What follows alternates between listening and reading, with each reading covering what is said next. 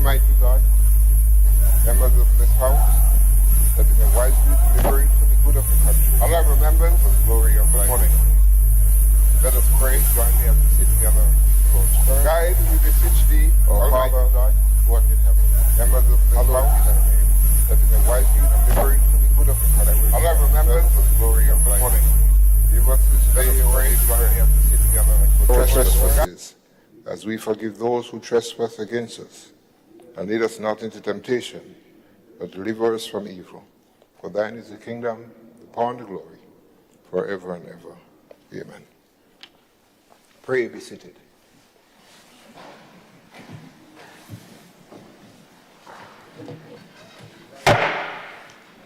Honorable members, this House is now in session.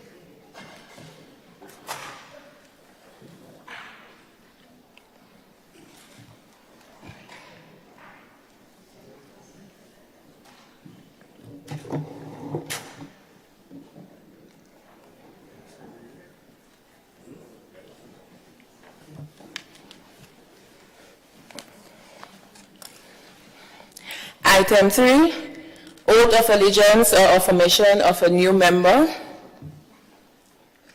Item 4, confirmation of minutes. Leader of Government Business. Thank you, Mr. Speaker. Mr. Speaker, beg to move that the minutes of the proceedings of a sitting of the House of Representatives held at the Parliament Chambers, Mount Weldale, St. George's on Friday 26th, Monday 29th, and Tuesday 30th November 2021, and on Monday 1st and on Wednesday 1st December 2021 be taken as read. Honorable members, the question is that the minutes of the proceeding of the House of Representatives held at the Parliament Chamber, Mount Weldale, St. George's, on Friday 26th, Monday 29th, Tuesday 30th November, and Wednesday 1st December be taken as read. Those who are of that opinion say aye. Aye. Of the contrary opinion, say nay. I think the ayes have it. The ayes have it. Leader of Government Business. Thank you, Mr. Speaker. I beg to move the confirmation of the said minutes of the proceedings of a sitting of the House of Representatives held at the Parliament Chamber, Mount Weldale, St. George's on Friday 26th, Monday 29th, and Tuesday 30th November 2021, and on Wednesday 1st December 2021 be confirmed. Honorable members, the question is that the said minutes be confirmed. Those who have that opinion say aye. Of the contrary opinion, say nay. I think the ayes have it. The ayes have it.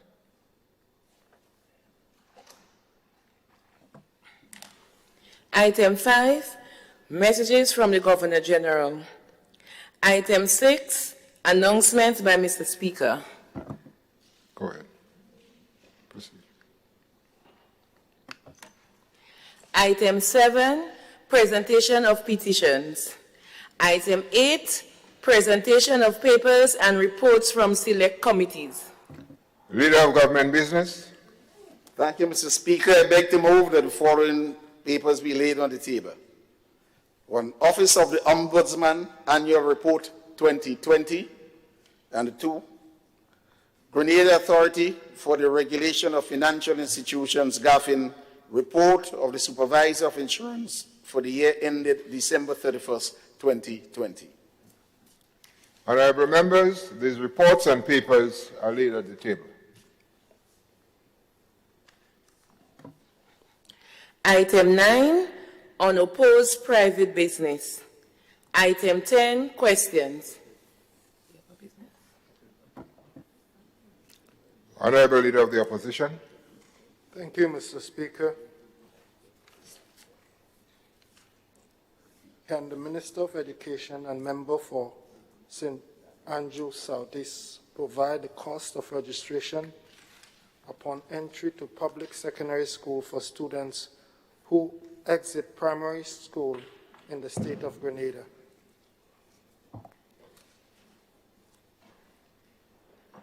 Honorable Minister for Education. Thank you, Mr. Speaker. Mr. Speaker, historically, there is no established fee that students in Grenada, Carriacou, and Petit-Martinique would pay on entering school. Various schools around our nation establish their own registration fee for students who are entering. Mr. Speaker, the Ministry of Education has flagged this as a concern, and we have started the process of consultation, particularly because of the financial burden that this has placed on parents nationwide. The issue is not just, and in answering the question, it is not just a concern of government as it relates to registration, but various other things, such as graduation fees, for example, which restrict some parents from being able to even have their children participate. And so we have moved on this year so that the opposition leader would be aware. We have started the consultation process. We've completed that of principals. We are in the process now of engaging parents. We would be submitting something to Cabinet very soon so that we are able to standardize the fees as it relates to what parents have to pay in school. Note, Mr. Speaker, that the law says that fees cannot be introduced without the authorization of the minister in Cabinet. And so we are well aware that this is a historic issue, and we are now working on this to make the necessary changes. Thank you, Madam Minister. Mr. Speaker, notwithstanding her answer given, I surely in this question did not ask for a verbal explanation, but I hope that probably through the Hansard report, I will be able to get the answer as she gave and printed out. Because sometimes you can ask follow-up questions by the written answer, but in this case, there was no such written answer. Okay. The second question, Mr. Speaker, can the Minister of Legal Affairs tell this House if the government of Grenada has been taken to court by the Chublo Bay Development Limited? If so, what is the cost of this defense for such? I think, Mr. Speaker, well, the member is not here, so.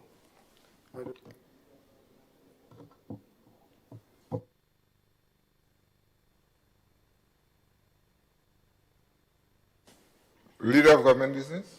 Thank you, Mr. Speaker. As the leader of the opposition said, this is a question requiring a written answer. The member is not here, and I think all of us know why. And so we undertake to get the written answer to the clerk as soon as it is possible. Thank you, Leader of Government Business.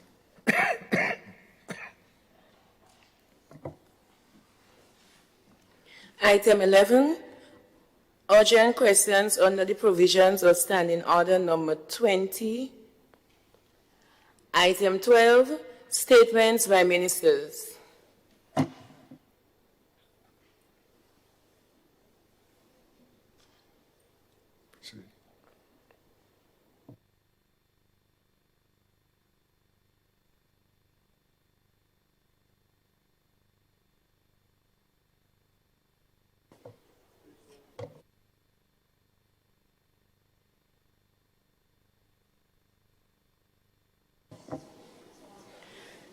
Item 13, personal explanation. Speaker, say go ahead.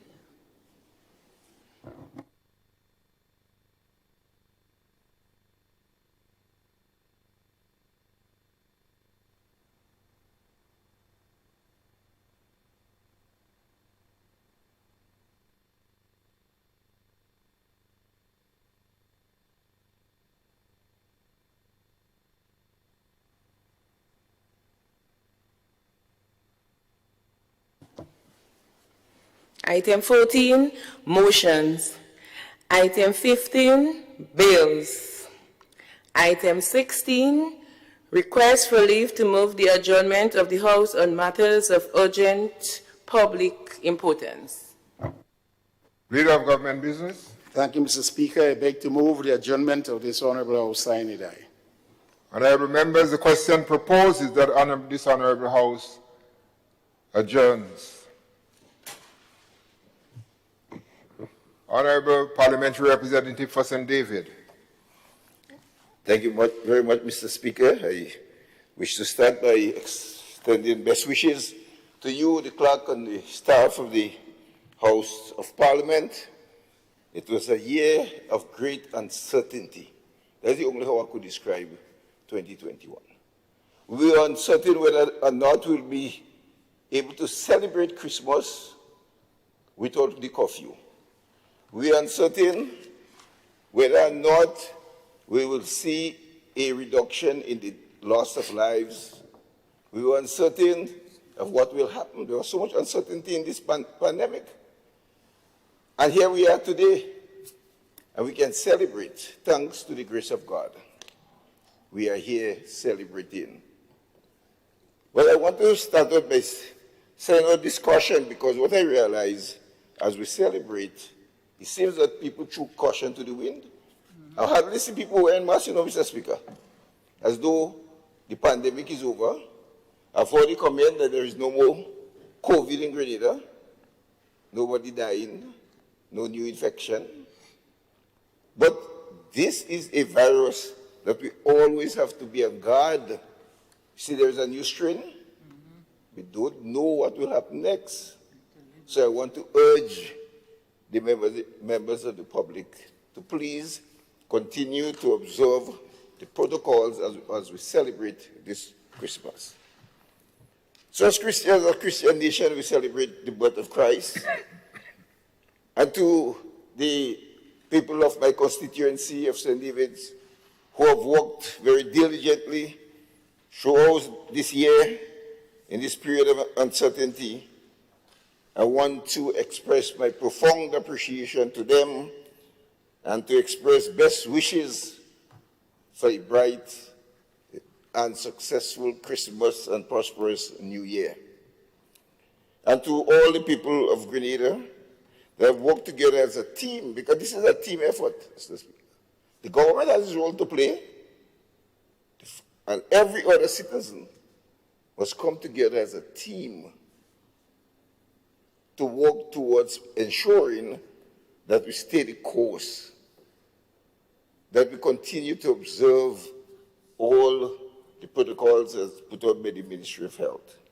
So I do not want, because it's easy to lose sight during the celebration. Because really in our tradition, that's, we really go out our way and, to help one another. So I want to urge, my second urge is for those who can help the poor, to reach out to the poor. There are a lot of people, because of the pandemic, are worse off this year than they were in 2019. And so my appeal is for all those who are in a position to give assistance to the less fortunate. Let us reach out this year in a special way to assist those less fortunate brothers and sisters. And finally, Mr. Speaker, I would like to make a special appeal to all Christians to think about the reason for the season. And for this year, let us put back the Christ in Christmas. I thank you. Thank you, Honorable.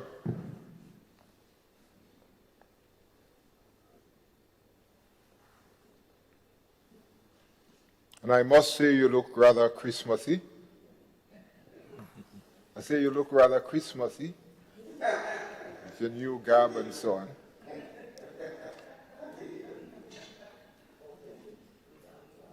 But I know the reason for your garb, for your attire, and that is fine. That is fine. Honorable Parliamentary Representative for St. George South. Mr. Speaker, I rise also to socially, psychologically, and as we give thanks, just to say that we still have a nation, that we have a healthy health system, a strong health system that is bracing for what is thrown at us next, or whatever may be thrown at us next, and that when we give thanks and show appreciation to Jesus Christ Almighty, that we also give thanks to the yeoman service given to this nation by the so many healthcare workers, frontline workers, police officers, all of those who have kept us safe at difficult times, who also have family, who are also going to use this period to give thanks, but also have to take their time and still keep us safe. So I want to say thank you to you, Mr. Speaker, for this opportunity, but most importantly, thank you to them. Thank you, Mr. Speaker. Thank you, Honourable Representative for St. George South. Honourable Representative for St. Andrews Southwest. Southwest. Thank you, Mr. Speaker. Mr. Speaker, thank you for the opportunity to say a few words on the wrapping up of this our parliamentary proceedings for this very challenging year, 2021. Indeed, Mr. Speaker, it was a very, very challenging year, and everyone here could attest to that. I want to thank my colleagues who, for the interministerial support that we have had during this year, the collaboration and the communication that took place as it relates to the pandemic, to our frontline workers, our doctors, our nurses, our policemen, and all the persons who supported this pandemic. I want to thank them for that kind of level of support that they have given. It has been a very, very challenging year for the ministry, Mr. Speaker, as well as the constituency, especially the sportsmen. They were very well challenged. They had to find opportunities and create ways of getting out there to keep themselves intact for going out there to support our country.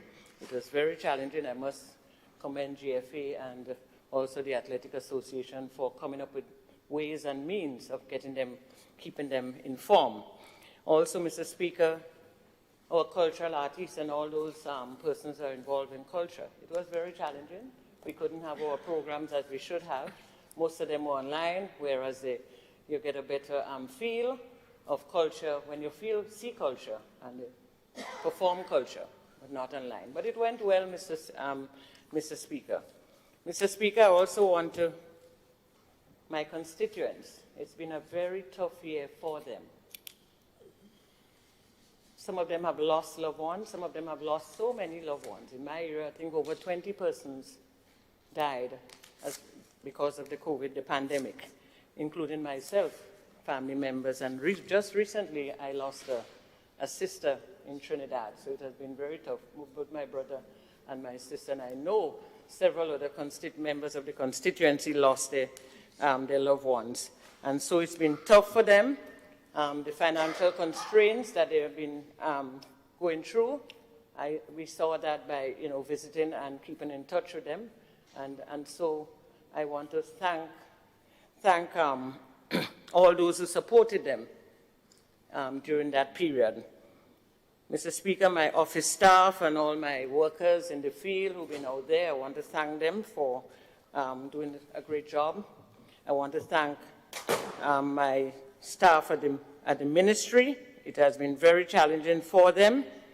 And I want to also thank all of you out there who, one way or the other, came together to help, to give support to the people in need during the pandemic. I want to thank the Prime Minister and for the opportunity to serve. And I want to thank you, Mr. Speaker, for all the hard work and dedication and support you have given us in this House in terms of guiding us, giving us great guidance when we seem to probably not sure of certain things. I want to thank you all. I want to thank the clerk and all the workers for the support, the police. Thank you. Thank you, Honourable Representative for St. Andrews South West. And just before the next parliamentary representative, I want to urge us, that we try to stay for the session. Because we try to stay for the session because we should have lunch afterwards, and we would not want to have to force me too much to eat too much. So please, Honourable Parliamentary Representative for St. Andrew North Northeast, sorry. Thank you, Mr. Speaker. Mr. Speaker, just as my colleagues did, I want to say thank you for the opportunity to address this House again and to express my deepest gratitude to all those who have made, this year a successful year in some ways, Mr. Speaker, despite the challenges of the pandemic. Christmas, Mr. Speaker, is a time for joy and for celebration, but for some it will be difficult because of the many losses that we have experienced, especially during the spike of the pandemic. And I want to encourage all of us to remember those who have lost loved ones. This year has been a challenge, and for our constituents, they had to grapple with the effects of the pandemic, the economic effects as well, Mr. Speaker. And as a government, I'm happy that we were able to sacrifice as one and to pull together and be able to bring about that benefits, that easement and so to our constituents, so, Mr. Speaker. I want to encourage all of our people that, while we continue to celebrate with the easement of the protocols, that we must be reminded that we are still in a pandemic, and we must watch our behavior. We must enjoy ourselves in a responsible manner because we do not want any other COVID spike again when the new year begins. So I want to encourage all our young people that while we celebrate, while we go out there to have fun, to be mindful that there are protocols out there that they should still ensure that they follow. And that would ensure that we can have a safe Christmas. Mr. Speaker, I want to extend gratitude to the team at the Division of Youth, the PS coordinator, all the project officers, the staff, for ensuring that we were able to achieve our goals and our targets that we had set for our young people. During this most difficult time, it was not an easy one, but we were able to achieve most of our goals and our targets, and I do want to thank them. Our cabinet colleagues, we have continued to work together to ensure that our people of this country remain safe throughout it all, that we can bring about all the services needed to improve the quality of life of our people.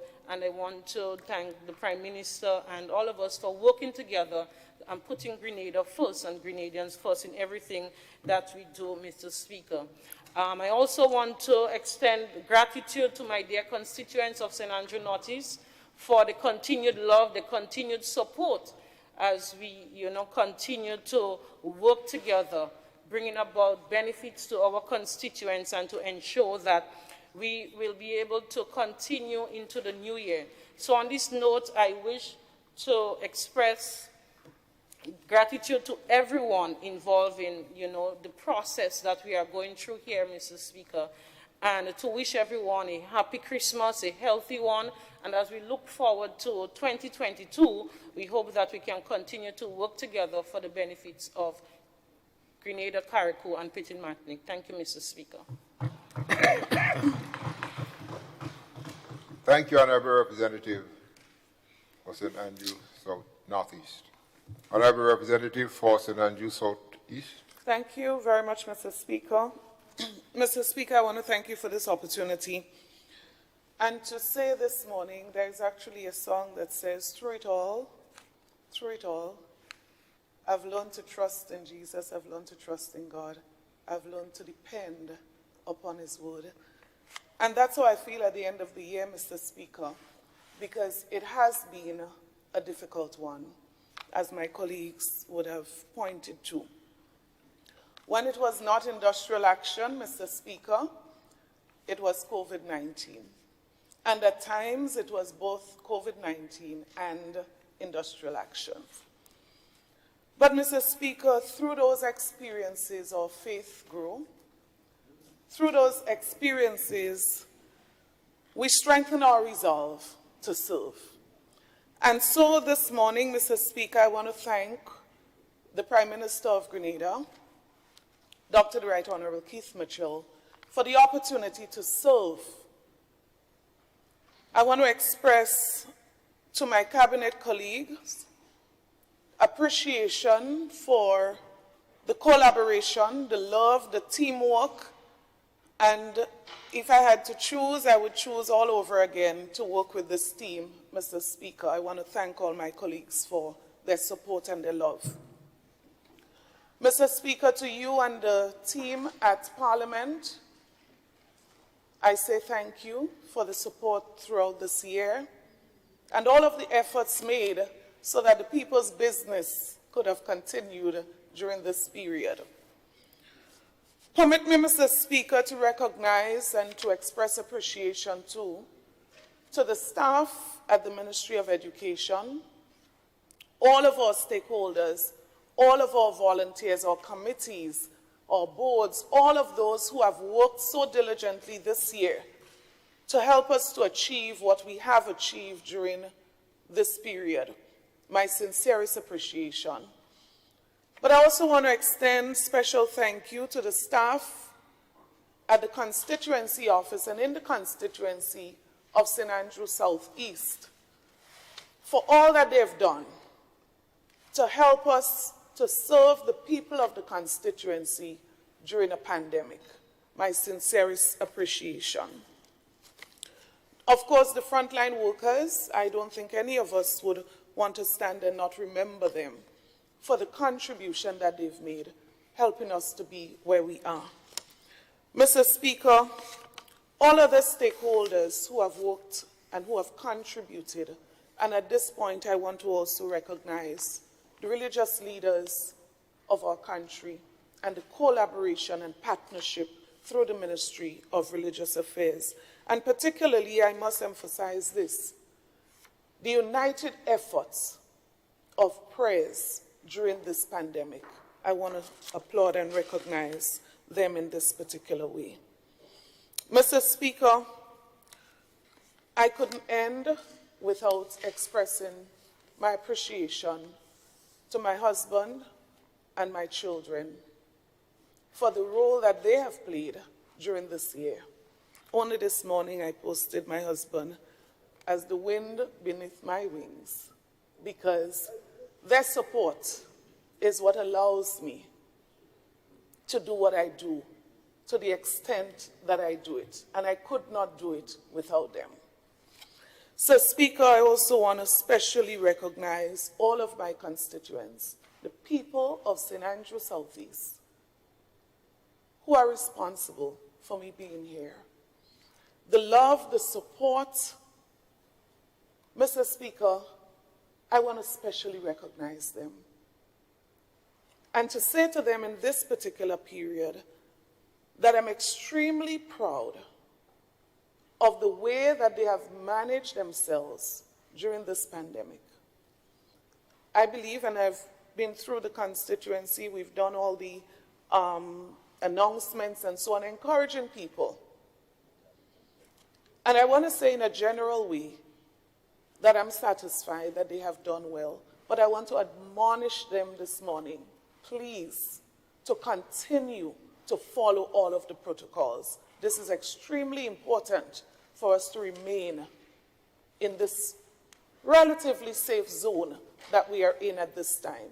So I want to wish them all the best for the Christmas season, God's blessing, the entire nation, Grenada, Carriacou, and Petit Martinique, and the diaspora. I want to wish everyone a blessed Christmas, Holy Christmas, joyous Christmas, and all of God's blessings for the new year. Thank you so much. Thank you, Honorable Representative for St. Andrews Southeast. Honorable Representative for the Town of St. George. Thank you, Mr. Speaker.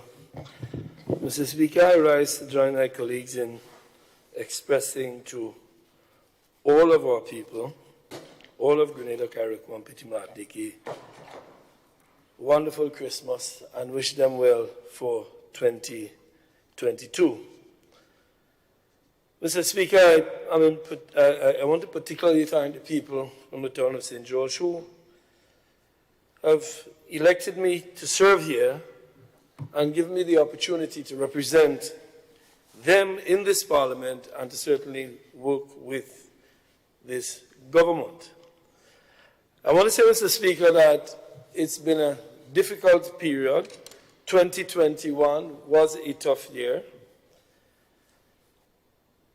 You know, throughout the year, we have had to exercise social distancing, something that runs against everything that we do, everything who we are. We are a very warm people. We hug each other, we touch each other, we hang out with each other. So in COVID, in these times of COVID, we've had to do much more than suffer the consequences of the economy, but we've had to suffer the consequences of being apart from each other. And not only apart from our constituents, which we've had to really manage, and I've heard all of our colleagues in here talk about the difficulties, and we were told, please don't risk it, but also to stay apart from family. And you see the pictures and the images of persons who die without their family being around them, and that is tough. And 2021 was a tough year. And I hope, Mr. Speaker, and I do pray that with the new variants coming out, I've been listening to the news, we've all been, that we find a way to ensure that we are safe in 2022. And, you know, I know there are some people who are genuinely afraid, genuinely concerned about vaccinations, but I think it's become elusively clear, abundantly clear, that one of the ways to apart from social distancing, is to vaccinate. I've had my 3 doses. I know it's not a guarantee, but I urge all of my constituents and all of Grenada to, in 2022, those who are concerned about it, please consider it. Vaccinate, not only to make yourself safe, but to make your family safe. I want to say, Mr. Speaker, that despite all of the difficulties in 2021, I want to thank the government for all it's done to try to make life better. You know, the several stimulus packages that came out for several persons. I know it must have been difficult on the Prime Minister, the Minister of Finance, to find the resources to do it. In fact, I was quite surprised that you were able to do that. And I think I speak on behalf of all of those who've received the benefit of that, to say thank you to the government for that, and to wish everyone in the Ministry of Finance and the other ministries that have ensured that we've been comfortable, at least as best we can in the circumstances, to wish them also Merry Christmas. And I hope they do take some time to get some rest, because it's been difficult. Sometimes we see these things happening out there, and we don't understand the work that it takes. We also want to thank the government, and I speak on behalf of the people of the town again, for the project that is providing jobs in River Road, the St. John's River Rehabilitation Project, and other projects that have caused people to be able to have some money in their pocket for Christmas. Not as much as we would all wish, but certainly in the context of COVID, I think Christmas is as best we can expect it with all of the economic difficulties we've had. But I also want to thank another constituency that have welcomed me through the year, and to wish them well for Christmas, the farmers. I want to wish the farmers well. Christmas is a time when they make a little extra something. We can't even find eggs now, so I guess egg producers are making a little money. Farmers are selling a little more around Christmas. With the more money in the economy, the farmers are doing much better. So I want to wish them well for Christmas, and to urge them to prepare for 2021. I want to thank them for the support and the warm welcome they've given me. As I said in my budget debate, I'm a town boy who's become a representative of the farmers, and thanks to my colleagues like Yolande here who have taught me. And I promise you, Mr. Speaker, in 2022 I'll be a better representative of the farmers. I also want to thank the farm workers. I want to thank the international community, and to wish them well in the new year, and to wish them well for Christmas, for all of the support that they have given us.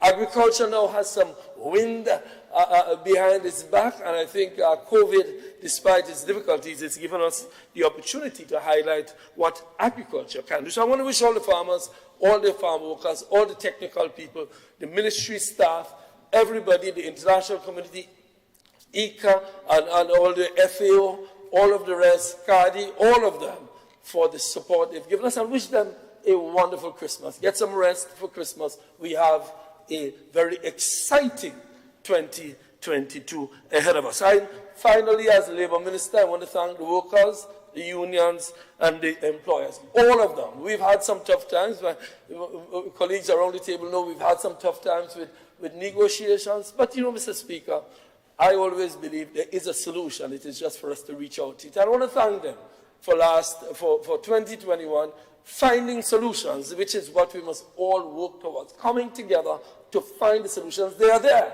It's a matter of pulling them down, compromising, sitting, talking, understanding that we want, as my Chinese colleagues love to say, win, win, win. All of us win in the result. And I think we've been able to achieve that. And again, I want to thank all of the stakeholders in labor. It is not an easy ministry. It's not a high-profile ministry, but we do get high-profile sometimes. They only hear the ministry when there's a crisis. It's a kind of ministry you forget exists until it becomes a crisis. But we have a plan to revamp it, to make it much more efficient and effective. And it's been endorsed by the Prime Minister and the Cabinet, so I expect in 2022. So I want to thank them, the unions, the workers, the employers, all of them, for getting us through a difficult time. It's been a difficult time. It's a novel thing, this COVID thing. How with the rights, where does your rights start and end, and mine rights start and end? And, you know, how do I have the right to enter into a workplace and dangerously affect other people? Or do I have rights above the rights of the persons who don't want to be affected? So it's been a challenging year, but I must say we've been able to navigate through it to have what I believe was a fairly stable and peaceful industrial environment for the year. And I do hope that in 2022 we have a much more stable, and I wish all of the people involved, please take some rest for the Christmas and let's start the new year on a new, let's reset the button so that we have a wonderful new year in the sector. So again, just to reiterate my gratitude to the people of the town of St. George.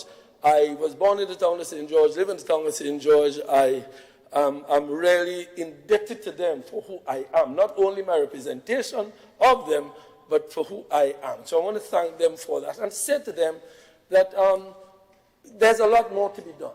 We've done pretty well. There's a lot more to be done. But the best way to do it is together. Let us just do it together. Let us focus. You know, I always say, Mr. Speaker, we all agree on what we agree on, and we agree on most things. So let us just get it done, be it housing, which I want to thank the Ministry of Housing for. We've done a lot in that. Be it education. I want to thank the Minister. I understand that the preschool, through social development and education, we get a preschool on St. John Street done in the new year. I hear there's some movement on that. I don't want to say anything out of turn, but I want to thank you, Madam Minister of Education. And I want to thank social development, the Prime Minister, everybody. I think we have some exciting times ahead. I'm quite excited for 2022, and I look forward to working with all the colleagues. And lastly, Mr. Speaker, to thank all my colleagues around this room. I really believe it's a wonderful team. The Prime Minister said a wonderful team. We have differences, we have different personalities, but that's the beauty of life, Mr. Speaker. Right. If we were all the same, what a boring world it would be. If we all agreed on everything, how crazy would that be? Eh? So we have to disagree, we have to be different, but we all have to have a common objective. And that common objective, I know, for everybody around this table, is to build and develop Grenada, Kariakou, and Pitimati. Thank you, Mr. Speaker, and to you and your staff and the staff of the Parliament. Please have a wonderful Christmas. You've been a very gracious and wonderful speaker, and I look forward to the new year working with you and with the parliamentary staff to ensure. And to everybody I work with, have a wonderful and Merry Christmas and a productive new year. Thank you, Mr. Speaker. Thank you, Honourable Representative for the town of St. George. Honourable Representative for St. Mark. Thank you very much, Mr. Speaker. Mr. Speaker, I too rise to just make a few comments on this. I think it's the last sitting of the House of Parliament. I want to thank you for convening it, and I want to know that it's very important for us to be here. That's why we are here, because there are a number of other competing issues, and we really had to run, and we have to get here and run again when we're done, because this is the time for the people. This is the time for children in the communities and so on. And we're busy doing that part of our job, but we thought it important to comply. So I heard you said about lunch, Mr. Speaker. I will not comment, but I know some people will have more food to eat than they normally have. Mr. Speaker, I, like everybody else, we has said, this has been a very challenging time for us. And I don't think any industry has been more challenged than the tourism industry. We see other industries bouncing back. A number of them, which, you know, I don't need to mention by names of the industries, but we're still plagued. Every time you see something happen good, and we say, well, that's a positive thing. Just last week I saw 3 cruise ships, 2 on the new port and 1 on the original port, and I said, you know, that's happening, and a lot of buses going up on both sides, and it was really a good feeling. And this morning I see an outbreak in one of the cruise ships of the deadly disease. So as you move on, 1 step, 2 steps forward, a few steps backward. You know, last week again, we saw the signing between Range and Intercontinental for a very renowned brand, you know, a top class, I don't know if it's 5 or 6 or 7 star hotel to come into our country. And it was a moment of joy, a moment of hope for us. And it was a demonstration of confidence in the industry. And then you watch the news. I fall asleep with the news at night, from BBC to CNN to wherever. And we see what is happening. All of us know what is happening. Some places are closing, they're closing their borders to the UK now. Some places are closing their borders to the USA. Some places are thinking of, countries are thinking of lockdown. And so much is happening. And this morning I spoke to our Prime Minister this morning, and he was saying, it's a tough time. It is a heart-rending time for us, because it's not about the hotel or the tour operator. It's about all of the other people, the fishermen, the farmers, who make their living by selling to different entities in the industry. And the picture ahead is not so rosy. And it is a time for us to remember that to keep it under control, it has to be, everybody on board.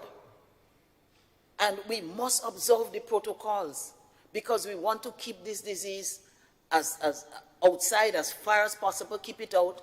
But if it does come, and it is here, because every now and then you see 1 or 2 cases that test positive, it means that these people are in contact with others, whether it's the family or so, that it is there in our communities.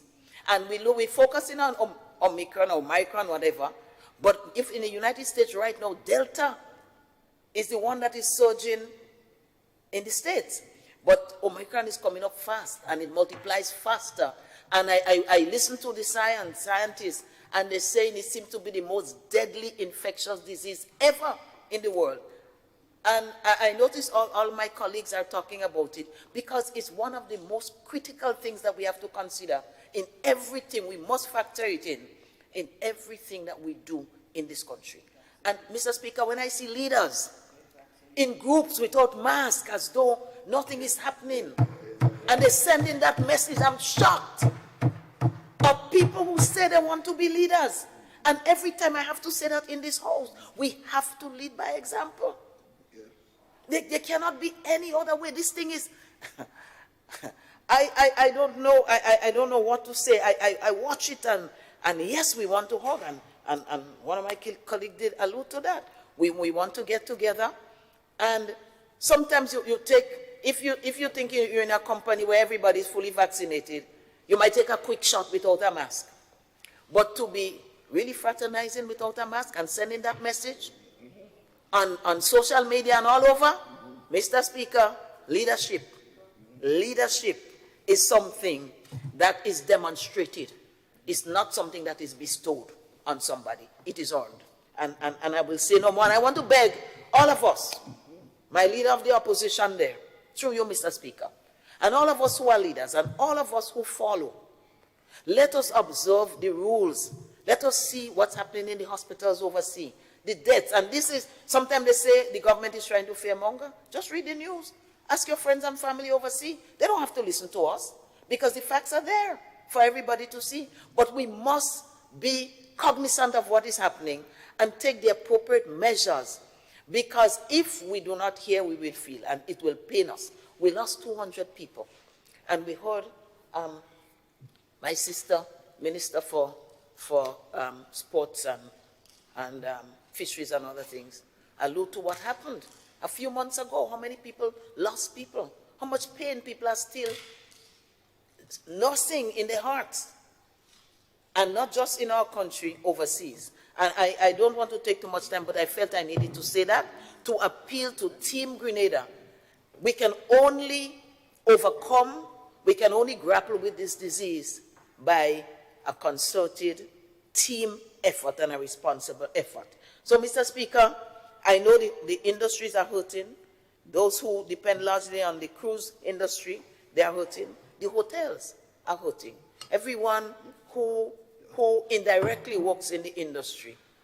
And I know there's a level of anxiety now as we hear what's happening in other countries, steps that are being taken. What will we do? What should we do? What can we do? And we on our side of government, we are agonizing.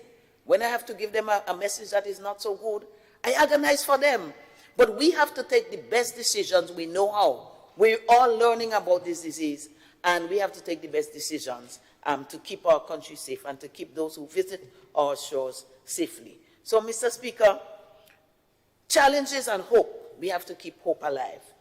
And as I said, last week too, I took the opportunity to visit that project in St. David's, the Sixth Sense project by Range. And I had been there 6 months before. And to me, there's a lot more than 6 times the work over the period. I was really blown away by the rate at which they were going and the number of people working there employed. And I remember one of the partners in the company said to me that we're building people. He says, when a young man comes to me and he says, I want to work as a plumber or a carpenter, he says to him, go and form a company and come back to me with an offer as a company to do business, so that people will be working, be paid indirectly by Range, but you will be the one earning your money and running your business. And that is what I like about this project, Mr. Speaker, and the hope that it brings for young people. Mr. Speaker, just to also say that amid that, I must commend our government, the Minister for Finance, our Prime Minister, for this initiative with a stimulus package. And sometimes you get fed up in the traffic going so slow. Sometimes you get vexed you can't find a park. But when it's the Christmas time and a little money has been put for the people and they're about spending it, it's a good feeling, and I don't mind the traffic. I think that's the only time I could say I don't mind the traffic. I don't mind not getting parking, because it shows that people are now, and our Prime Minister says, you put out money in a little people's hand, it replicates in the community. And that is what we've seen. So I'm really happy for that. And one young lady said to me, as a matter of fact, it was a message that was sent to me. She's so happy for that money. She's going to spend it well. And she said, well, she Uncle Kitty really thinking young.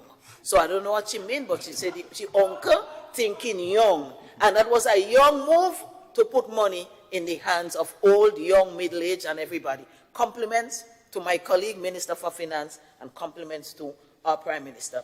I'm wrapping up now, just to say thanks to my Prime Minister, to all my beloved colleagues for all the wonderful collaborations, to my leader of the opposition, my dear friend, I hope you still give me a bottle of wine. Mr. Speaker, to thank you again.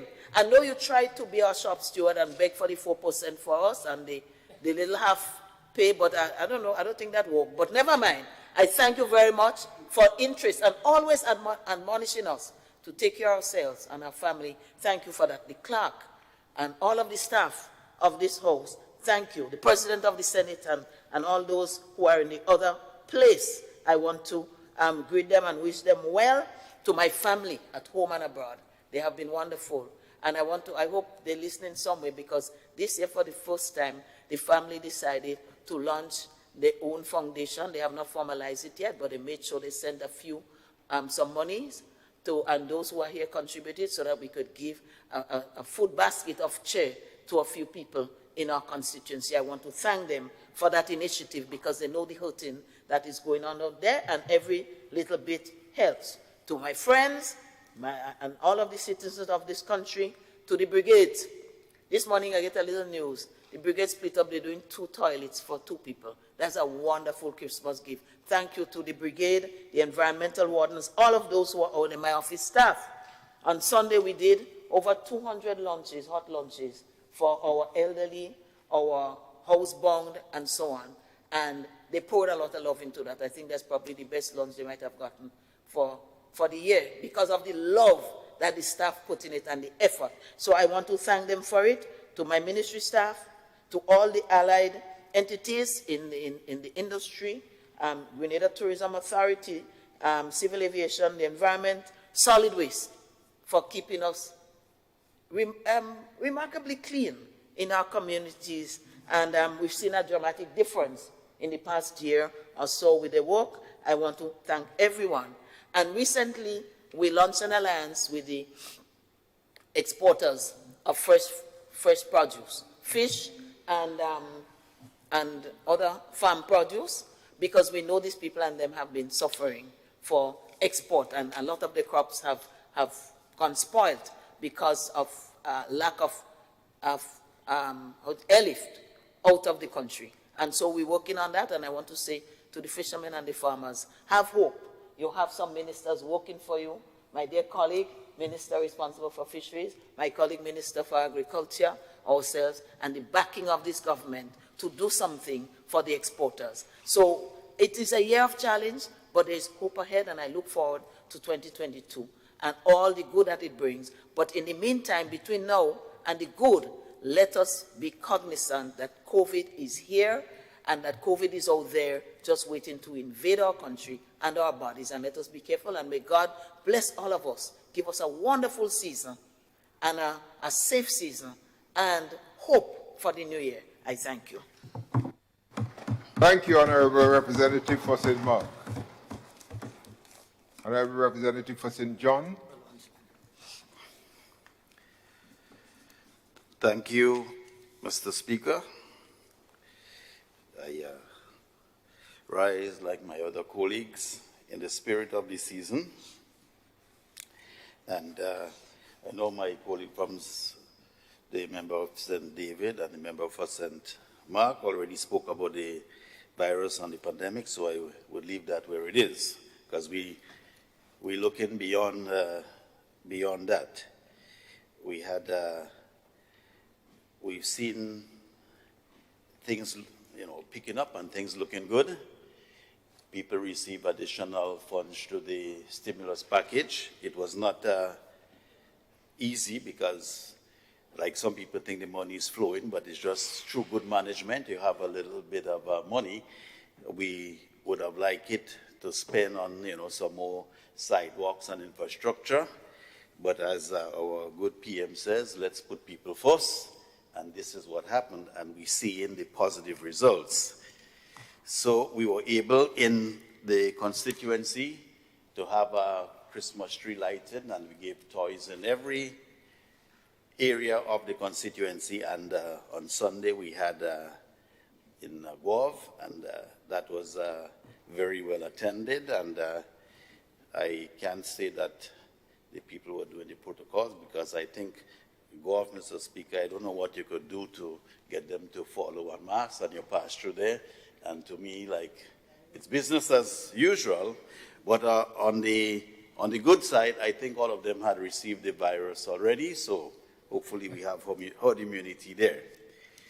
We were able to get during the year. I know that the Ministry of Infrastructure had worked very well with us, and Minister Cox. We were able to get some things done that I never thought I would see happening during my lifetime, and we're very, very grateful for that. And we hope it would continue. into the new year. We had good service from the police in our constituency, and I want to thank them for a job well done.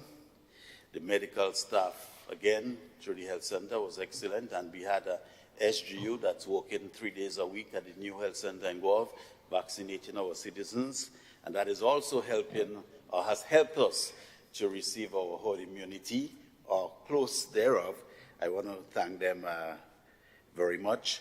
Social services, again, they help us through the seed program, uniform assistance, and all these good things that helped us have a good year during the hard time. And now that they have opened back the home visit, people could now visit their families at the Hillsview home, and I know they're very grateful for that. But in the midst of all this, Mr. Speaker, sometimes we do have some sad times, because this morning we had the passing of Sir Carly Glean, who was a past Governor General of Grenada. We had, from St. John's, we had two, Sir Paul Schoon and Sir Carly, but he passed this morning, Mr. Speaker. So I want to, on behalf of the constituency, establish our condolences, extend our own condolences to he and to the family, because he's now passed, and then we pray that his soul may rest in peace. Moving ahead, Mr. Speaker, my ministry staff, I want to say thanks to all of them, the PS, the Director of Trade. We also had good help through the customs, because trade works well with customs on many issues, and they were there for us. We even have people working out of Grenada, like even right now, we have Grenadians there working in Dubai. I want to extend a good Christmas to them all. My colleague ministers, I know that we have an excellent group here, and we have a very good relation. I want to thank them all, and especially my colleague on my left, the member for St. George's Southeast, that's Honorable Gruboyne. Like, we pretty well share the same office, because we have a joining door. And I know that from his experience, if there are problems, I go to him, and he really helped. And there's no youth that could do that. So that's the experience from the age and everything, from the gray hair. I know that we welcome that. You don't get that easy, Mr. Speaker. We have the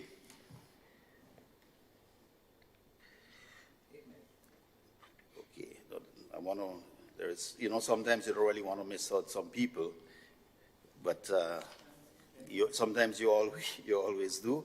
I want to thank the Prime Minister, Mr. Speaker. As I say, he is one of a kind. I'm very, very grateful to work with him and lean on his expertise and experience, not only in politics, in a wide area. Sometimes I wonder how one man could be so wise, but I want to thank him for that. We have sometimes, again, Mr. Speaker, when I go to, every once in a while, if I have to act for another minister, I go by the Governor General.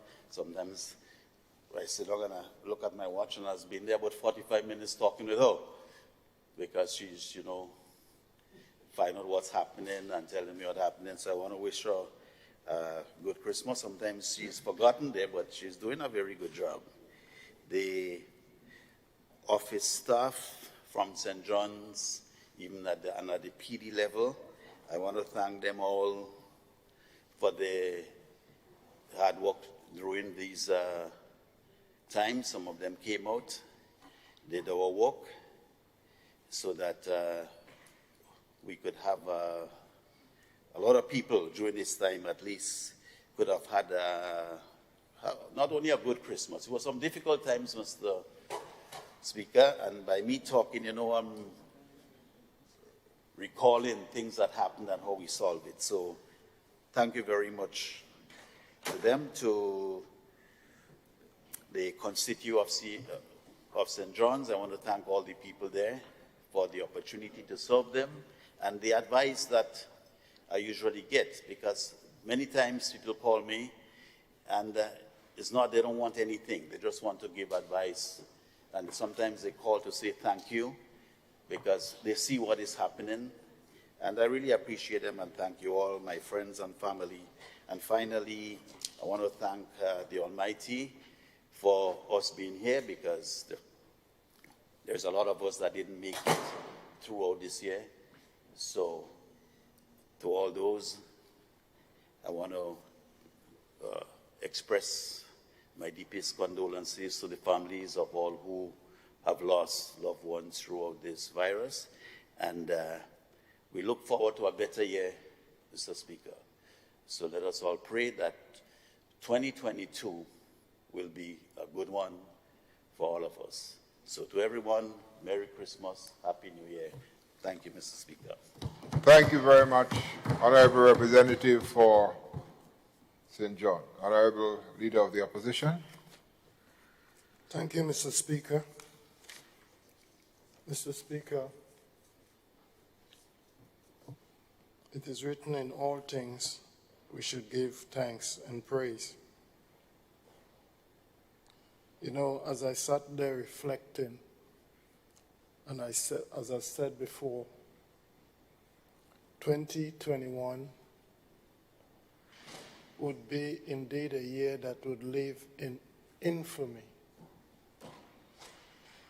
because it seems like in some way each and every one of us was touched.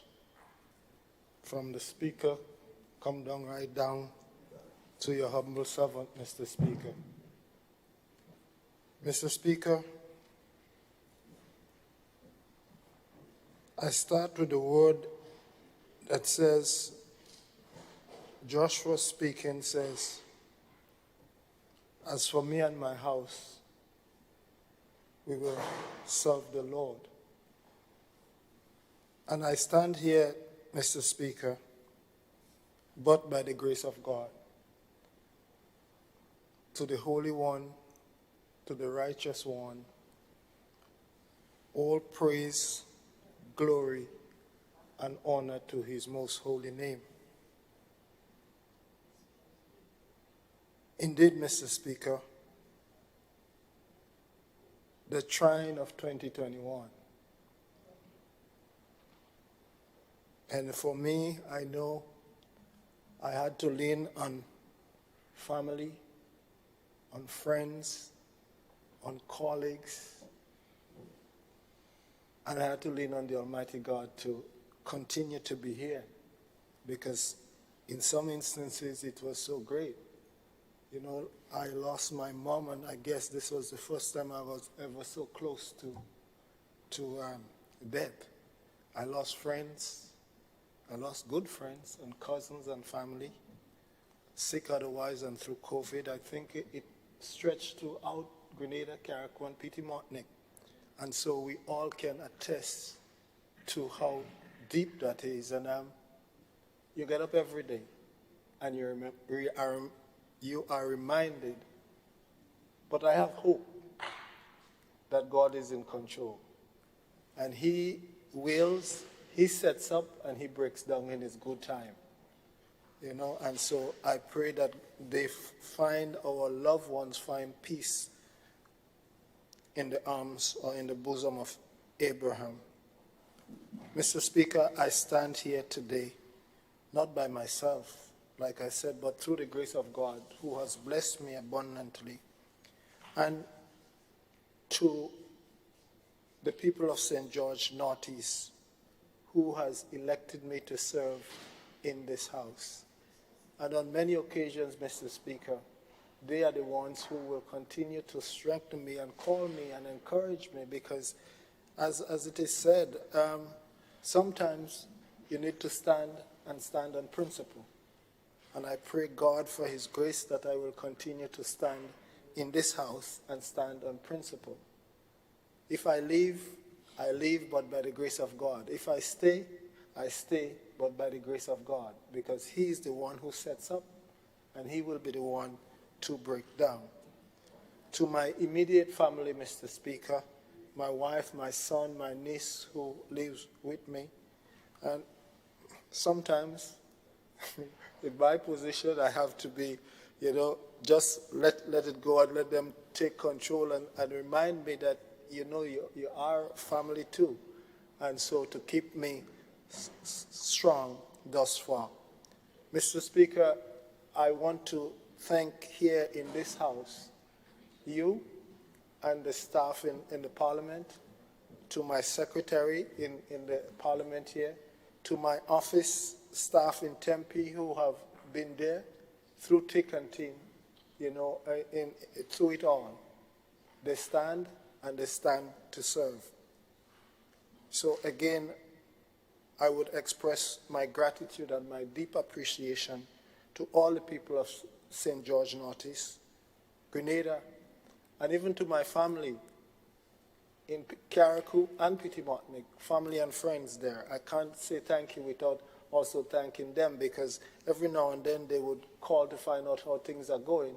And although I visited in August, I may again, probably this Christmas, visit again. So hopefully God will keep us all safe. Mr. Speaker, but as leader of Her Majesty's opposition, there are a few things that I would want to address here that was brought to my attention. And I know that some people are looking forward to the stimulus package and the extra pay. And as I thank the frontline workers, the nurses, the doctors, the police officers, the garbage collectors, it seems that there was another set of workers that were left or forgotten. And so I was called. That is the workers at the MNIB, the Marketing and Importing Board. And they said to me, Mr. Clement, we work all through COVID. They too have lost colleagues, because when it was locked down, they had to come and deal with the farmers' goods. And it seems like there is nothing for them. It is a pity, though, that I may have to mention this, that a constituency of mine called me, and she's dealing with the marketing board. And I had to call to find out what is going on. And it is a difficult thing for a farmer, Mr. Speaker, to get a bounce check from the marketing board at this time. Maybe I would call on the Minister of Finance to maybe do an injection of some cash in there so that we're not embarrassed by this issue. And, they asked me, Mr. Speaker, it happened to me before. So it is something that must be taken into account. If you speak to the workers at the MNIB, they will tell you probably for the last 8 years, they have been working and there is no security, because like the marketing board is just not going, it's not coming. They have issues that should be addressed, and they want it to be addressed because they are part of the structure too. So I know the powers that are listening, maybe something can be done, and to look at in that light. Mr. Speaker, as the year closes and we look forward to 2022, all I can say is that we would have to put it in the hands of the Lord. Only in the hands of the Lord. And so, Mr. Speaker, as I open with a prayer, I will close with this here from Numbers chapter 6 and verse 22 to 27 to 26, 25, sorry. And the Lord spake unto Moses, saying, Speak unto Aaron and unto his sons, saying, On this wise ye shall bless the children of Israel, saying unto them, The Lord bless thee and keep thee. The Lord make his face to shine upon thee and be gracious unto thee. The Lord lift up his countenance upon thee and give thee peace. At this Christmas season, Mr. Speaker, I wish you, all your family, all the members of this house, all Grenada, Carriacou, and Pitimontnik, God's peace and blessings for 2022. Thank you, Mr. Speaker. Thank you, Honorable Leader of the Opposition.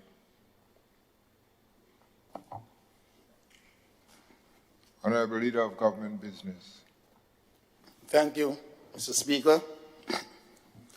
Mr. Speaker, I too rise to express thanks and to bring Christmas greetings to the following. First of all, Mr. Speaker, thanks to the Almighty for having me and all of us who are present here today in his loving arms, and to grant us the tender mercies that he does every day. Mr. Speaker, we are only here because of him. Mr. Speaker, I wish to express thanks to you and the staff who don't have a voice in this place. I wish to express to them my sincerest gratitude as leader of the government business for the continued cooperation that we've had in carrying out the nation's business. It is through our collective efforts, Mr. Speaker, our united front, that we have been able to serve our constituents, the nation of Grenada, Carriacou, and Petit Martinique, Mr. Speaker. To my colleagues in Cabinet and in the Parliament, I wish to express thanks and appreciation for the way we have worked together, Mr. Speaker. The leader of the opposition has his role to play. And behind the scene, Mr. Speaker, as persons, we get along very well. Not only myself from this side, Mr. Speaker, but I think all of us from this side of the House.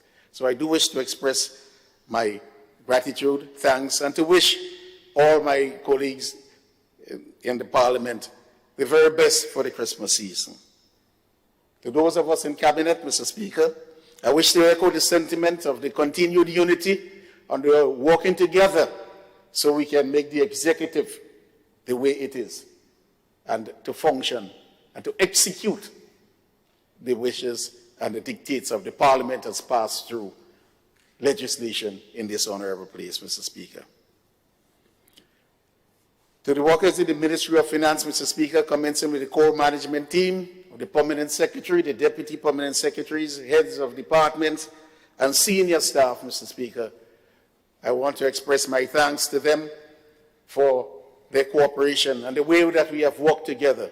Following on from the former Minister, the Prime Minister, Mr. Speaker, I believe that we do have a very good thing going.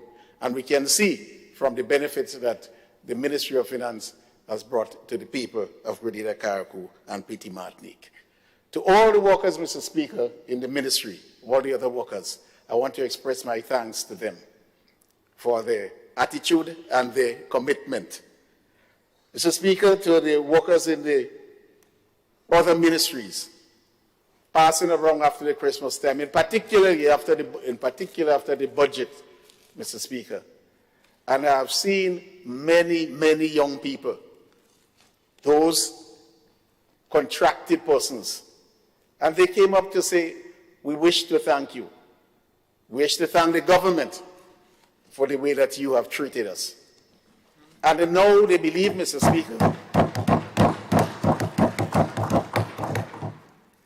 they have made it quite clear, and they are coming forward, Mr. Speaker, not in an antagonistic way, but to say, could you please express to your colleagues that if we could only get these few things done, then we will be extremely happy. I spoke to one, Mr. Speaker, in fact, a small group, and they never understood that we have an arrangement with the international community and the rest of the world that we should reduce the number of workers in the public service. They did not know this at all, Mr. Speaker. In fact, they told, the others were telling them, why don't you make you permanent? Why don't you make you permanent? And I remarked to them that many of the assistance that we receive came because of the MAFP, that arrangement we have. As a matter of fact, I know that as a fact, the international community is now looking at our payroll, because they do believe, and it is a fact, we have not reduced at the rate that we should have. And they understand, Mr. Speaker, because I've made it abundantly clear to them that we do have a situation where we have people who need and who deserve further assistance, who are on the contract list, and they understand.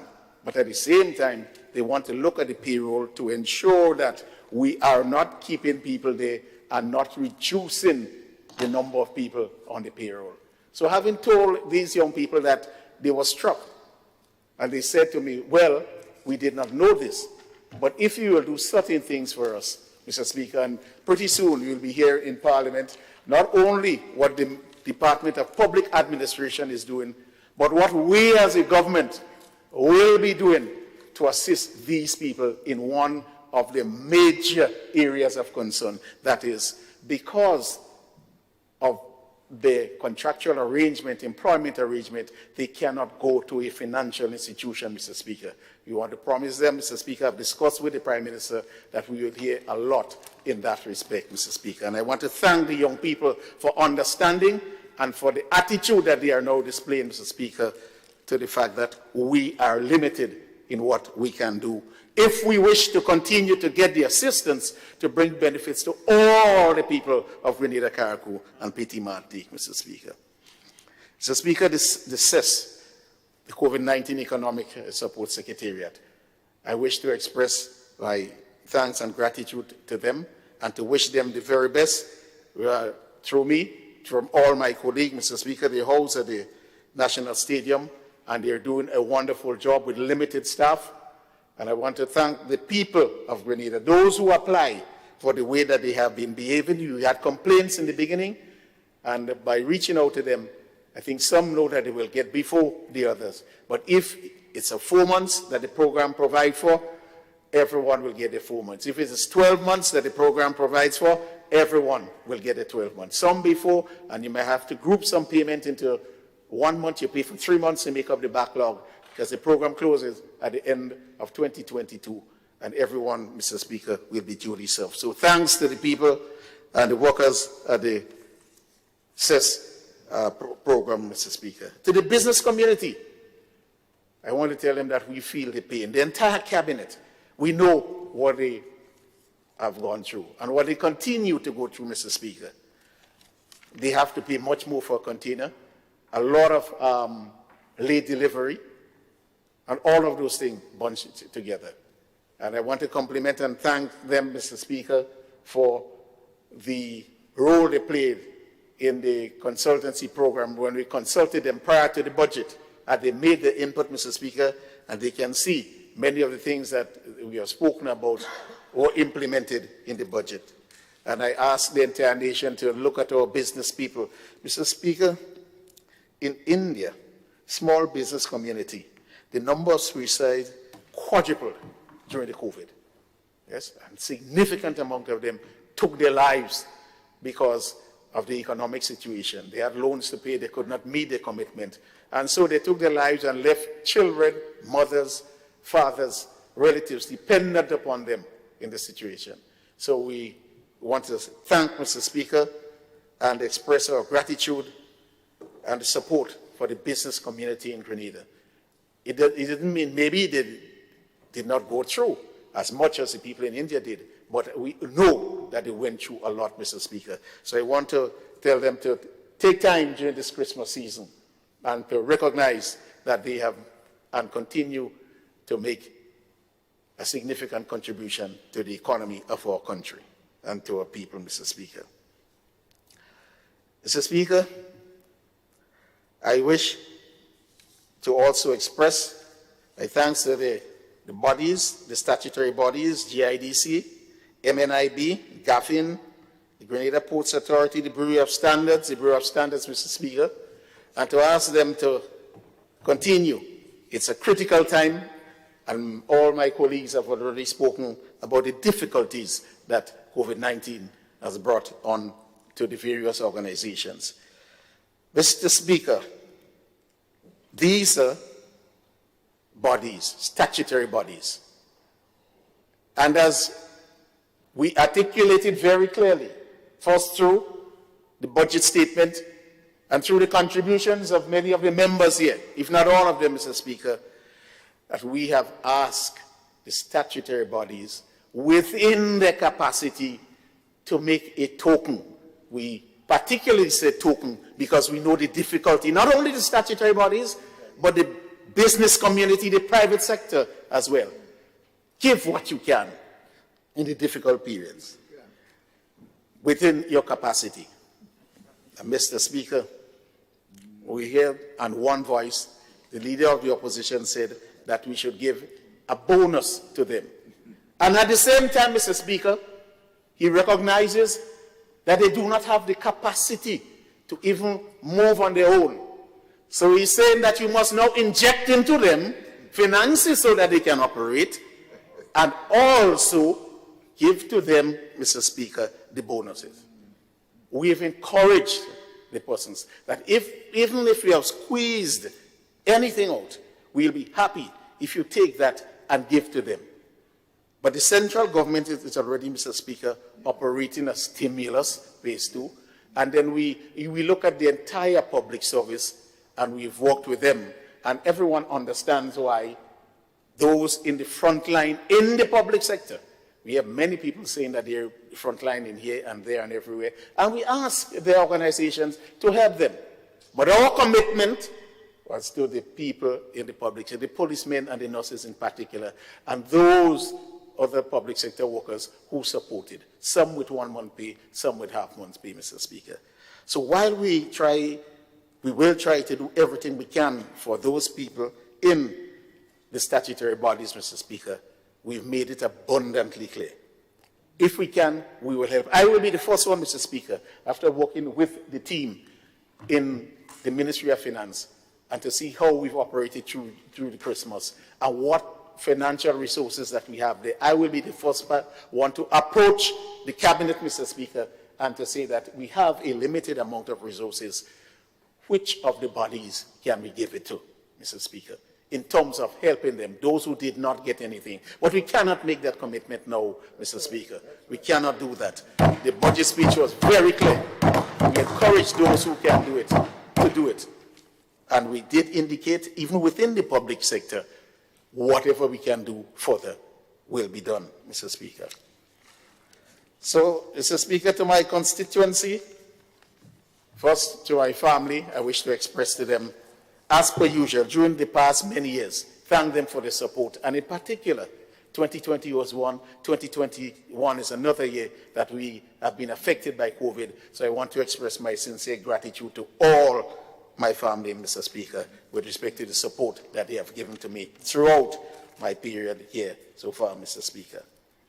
To all my constituents, and Mr. Speaker, let me start with the children and toys. I mentioned in this honorable place that we were very uncertain. As a matter of fact, I prepared them for not being able to give them toys as usual during the Christmas season. So I'm very happy, Mr. Speaker, that we have been able to provide a little for them, not as before, because, as I mentioned, containers and getting things, toys, and goods in general to Grenada and throughout the world has been extremely difficult. So I'm happy that we were able to do something on our own. But I want to, in particular, Mr. Speaker, recognize the organization, Mr. Speaker, which is We Care For, the digit 4, We Care For You, that's supported through the agent in Grenada, Mr. Batson, and they sent some toys through to Grenada, of which we got some. I worked with him, Mr. Speaker, to get them clear, provided significant support. So I want to thank the young man and his organization. And we were able to deliver toys in addition to what we gave ourselves to areas like Tebeke, Defu, Peterfield in particular. So I want to say thank you to the organization and thank you to Mr. Batson and thank you to our people for ensuring that we brought some Christmas cheer to the young people in the constituency. And in Grenada, Carriacou, and Petit Martinique, Mr. Speaker. I want to say thanks to the constituency office because they participated in delivery of the toys. We cannot stress too much, Mr. Speaker, what is with us, COVID.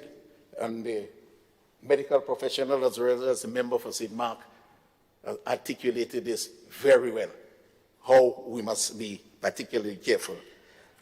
So, Mr. Speaker, I really want to say that our constituency office played a major role in distributing the toys, as well as in distributing several hampers, working together collectively in the office and at various locations, and going out in a manner, in a careful manner, in a safe manner, to deliver both the hampers and toys to the constituents of St. George Southeast, Mr. Speaker. Mr. Speaker, I want to thank all the members of my constituency for their support throughout the difficult times and throughout the good times. And I really want to commend them for the way that they have behaved, Mr. Speaker. The many projects that we have in the constituency ongoing, and those completed during 2021, I know brought significant benefits to our people. And I want to thank my colleagues in the various ministries that supported very well, and even those in the other place for helping not only my constituency, but throughout Grenada, Carriacou, and Petite Martinique, Mr. Speaker. And finally, Mr. Speaker, I want to remind us, in particular my constituents, to continue to keep safe. COVID has changed the mode of interaction. Yes, we must out there. I'm always with my mask, Mr. Speaker. And when the people come out, if we go to a community and they miss the mask, they will go back and say, I don't have my mask. Will you wait? Yes, I'll be here. Get your mask. And I appreciate this, Mr. Speaker. And let me just say something, Mr. Speaker. We in Cabinet, as in all business places and in all organizations, we should have a responsibility towards each other. I dropped my daughter, Mr. Speaker, to the airport a couple of days ago. She's fully vaccinated. She's going to be returning to Grenada. And in about a week's time, according to the protocol, she can walk through. She's also a very young medical professional, following in the foot of the system. She has completed her medical degree. And she said to me two things. Dad, I know I can walk through. I will go into quarantine for the necessary time, as I will ask the ministry. She says, one, I wish to protect you, and the rest. I'm coming from the US, I understand what is going on. And you must protect your colleagues as you have told me. So I will go into quarantine, get my test done, get the result done before I come back at home, Mr. Speaker. And I looked. You see, Mr. Speaker, your family really gave you encouragement in various ways. I never expected this from her. Maybe you might say she's a medical professional, although very young, so she should know. But this is not medical professionalism. This comes from a background of responsibility and understanding and knowing where we are going and what we are trying to do. And understanding as a young person, if many of the cabinet members were to go down with COVID, Mr. Speaker, then we've been a difficult game. So I want to thank her, and I want to thank the members of my constituency who behave in this way, because who are always running back, even if they forget, to get their mask so that we can protect each other, Mr. Speaker. I want to say, Mr. Speaker, how appreciative and how deeply proud I am of my constituents, Mr. Speaker. And I want to wish, in general, everybody in the government, outside the government, in Grenada, in the region, and all Grenadians, wherever they are, and to my CARICOM colleagues and the wider community, because I interact a lot, Mr. Speaker, with countries from around the world, the big countries who would want us to ask, why should I continue to give you assistance? So to their membership, to their constituents, their population, to the entire nations throughout the world, I want to say thank you. A very, very Merry Christmas, bright and prosperous 2022. Thank you very much. Thank you, Honorable Leader of Government Business, Honorable Prime Minister. Thank you, Mr. Speaker. Mr. Speaker, I think I want to thank you, the staff, and of course the Leader of Government Business who organized this session. I think it's extremely appropriate as we end this very difficult year that every single person has to face and continue to face. Mr. Speaker, as we end this year, we have to realize how the sacrifices that are being made by those of us who are in leadership position and have to do certain things despite having our own individual issues. Most people don't know what members go through. For example, Mr. Speaker, I had a number of plans that I was going to be doing today with a short session of Parliament. So I got up and went into office very early, 6:45, started working. And every minute somebody or some group is onto me about important matters, not something you can just say, well, wait tomorrow, wait this. In other words, our work never stops. And a lot of people do not appreciate sometimes. We are seen as, in fact, we are almost victims in a sense, with the sacrifices. We are imperfect, we make mistakes, but I think there is always a lack of appreciation for the tremendous sacrifices that persons in these positions have to make. And sometimes we don't even show enough love for each other. And I'm talking about the politics in general, that we tend to go down on each other. This is one of the reasons you're going to find, it's because of the way we've done our politics, that you find when you look at the budget document, you see the salaries of ministers and parliamentarians extremely low comparatively to many persons in the public service. And the fact is very few people go to those persons who are earning far more money for anything. Members here have to get requests from every sporting club, every school, everything. So it's a good time to reflect. And that's one of the reasons, Mr. Speaker, I urge members, remember, this is a difficult time. Remember that this virus is a serious issue, and it's not something to take lightly. With our enthusiasm to serve our people, and especially with the feeling that we are getting outside there of satisfaction, that we shouldn't go overboard, because, as one member has already said, that we hate to see members get infected and have to face serious consequences of illness or even death because of the service. So I warn members, with all your good intentions, be careful. As I go around, people tell me, well, I see this representative doing this nice thing, giving gifts. And I said, well, don't expect me to do the same thing like them.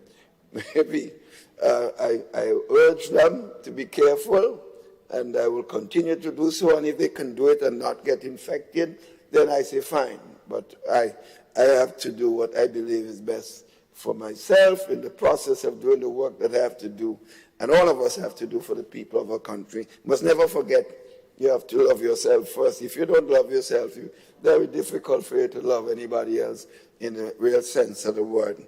Mr. Speaker, I just want to comment briefly on this stimulus package that we are continuing to do, because it's a continuous process, it's ongoing. Every day you're learning something. Mr.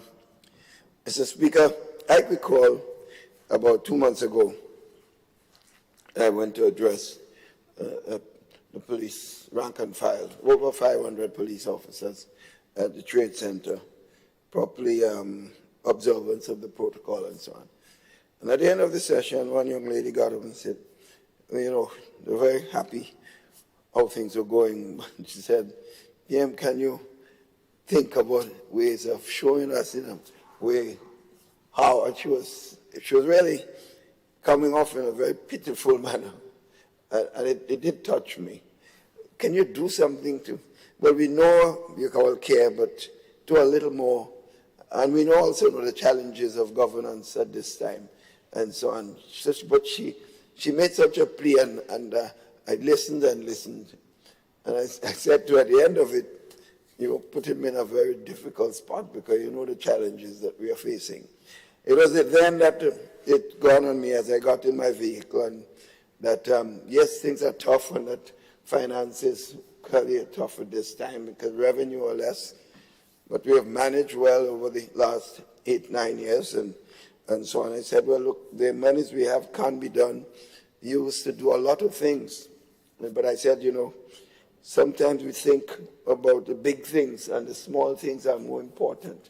The what someone feels sometimes helps you later to get the motivation outside it that can even produce more value than the things you may do with the resources that you have in the overall impact of the final product, which is revenue generation and the economic development in the country. So we think.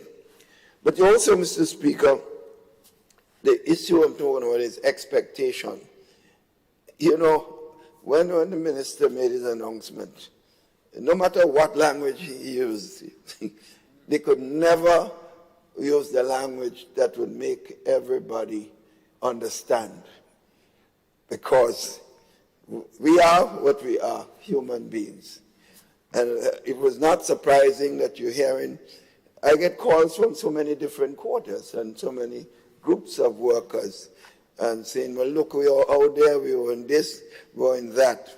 So the leader of the opposition, and he knows this too, you know, in his statement that he made, I assume he's genuinely concerned, but I think the approach is as if, well, we should just find the money, give marketing board, give this one.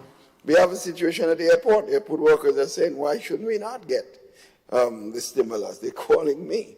And when you listen to the case, they make a genuine case. The harsh reality is, one, the minister made it very clear that we are dealing with a public service and clearly the issue of the frontline workers. And he defined it. The police, all of them, he used the word all. That word was very operative. And he said some members, most members of the health service, because it's known that some of health workers did not get involved. Some took leave, some took holiday, and whatever. So he was not trying to say government will give everybody, and so on. And then he said, look, we're giving half salary to all the other public servants, people who work directly with government as such. And tell the public, the statutory bodies, if you are able to, there was no mandate and directive that says pay. How could you be so irresponsible to make that statement? The minister could not, the cabinet could not advise him to do so. I would not advise it because I know the limitation and so on. So he made it clear, if you could find a way, it may mean that you cannot find no way at all. So they can't be in a room. So for example, an institution who is depending totally on government in this time, not historically I'm talking about, because of COVID, cannot pay salaries, cannot pay. And they were getting subsidies in the tune of one case, $1 million per month. Now, where is the government getting money to pay, to give us statutory bodies for 8-9 months, $1 million a month to meet the other expense in a time of dwindling revenues, you know? So these workers receive full pay even while they were home because the government provided it. And there was no attempt to modify expenditure in that period because when people deal with government, It's like the government has some deep hole that you just go and dig whenever you want, and just money just start to flow. And if you can't have it, you go to the bank and you borrow. There's that perception. So people who even manage their own business, when decision they will never take in their business, but if your government should do it. So as if government is the prime minister or the ministers of government. We are just there for a time. We're just custodian for a short time. The government is the people, the country. So when you create decisions that put long-term problems in the system, if and when you get there in the process, those who are aspiring to lead, you would have the problem. And so the better the situation is right now and is made to be for the future, the better it will be. And you'll be able to be far more successful. So I think it's important that we do not keep sending the message. And this problem of cheap politics, cheap leadership, where you tell people just what they want to hear, instead of making decisions and doing what is right? I sometimes I got real problem, Mr. Speaker, when I hear some people just give them. Yes. Well, can't you help me to find the resources to give them? Ask for the sacrifice. Some persons who are in a position who collect funds and dues from unions, for example, are workers. Have you heard a union say, forget dues this month? I mean, seriously. I know some of us afraid to say it because we feel a union leader going to be vexed with us. Well, so be it. Leadership is not popularity all the time, I sit and I say, well, I listen to this thing. Just pay. But you are taking dues every month. Say, let's the government and everybody, let's just, this month, say we're not taking dues for this month. So, and let us use it to help the worker. Mr. Speaker, have you heard any union leader or union supporter say so? I have not heard one. Maybe some of us have. And I don't think we should be afraid to speak about it, because they call us out for every single thing. I see letters written by union. The minister said to pay the bonus, and this statutory body not paying, and this one not paying. The minister never said so, but it's cheap popularity. The worker will be happy with you, and they'll jump up behind you, and if you say strike, they will come and strike. But what is the responsibility? Where is your sense of patriotism? Where is your sense of leadership? Because that's what leadership is all about. Leadership is not just pandering to cheap popularity, and some of us believe when we do that, we become popular. The popularity today is pain, a lot of pain tomorrow. And especially at this time in my political life, I get involved, my history is clear. Those who can go back in their Hansard, check my history and see if I was making cheap political statements over the years, even in opposition. And I've said some of the things that we're talking about today, when we're still using Her Majesty's this leader and Her Majesty's this. Time to go. But can we do it? Time to get off from that. How can we do it? Because Her Majesty what? Time for us to lose our bondage from the system. But we are left with a constitution that says you must go to a referendum and you must get 66 and 2/3 percentage. Even when we get 15 seats, we don't get 66%. But in Britain, they can go to a referendum and 51%, the referendum passes. But we have to keep this system. I say, this referendum will pass. But somebody like me or others who are patriotic, when we are not in government, we will speak for whoever in office taking that decision. We will not play the cheap political games. We'll say what is right, and I would love one day to see a government, whoever is in office, take that position, and hope God give me the strength to come up and say, yes. And even if the opposition, my own party is not, if it's in opposition and it doesn't support it, I would go against him. I would go against them. Because right is always right. And then we should not be thinking of just ourselves. The future of this country means a lot more. What we leave in our generations, what are we leaving them, Mr. Speaker? That's, Mr. Speaker. And you know, after I just come from Sir James Mitchell funeral, and I see him lying in the coffin, and you know, you have to remind all of us, our time will come one day. What are we leaving? You know what he said? His daughter spoke in the funeral, and she said, Daddy, tell us, make sure when you're doing a eulogy or tribute, remind the people that they must vaccinate and protect themselves. That's a message from me. Because there were some members of his own political organization was not advising people to do that. So I spoke to that. Because I know whether it's in St. Vincent, it's in Lucia, Grenada, there are elements that play in the cheap political games. And they're not isolated to any one political party. All parties are playing that game. And that's not a game for us. When you're dealing with life and death, let a vote go down the drain. If a vote has to go down the drain, so be it. But let us protect life. When we protect life, we can go to sleep without conscience. But those are some of us believe in the cheap popularity. Maybe we want to be this and we want to be that. When you get there, trouble.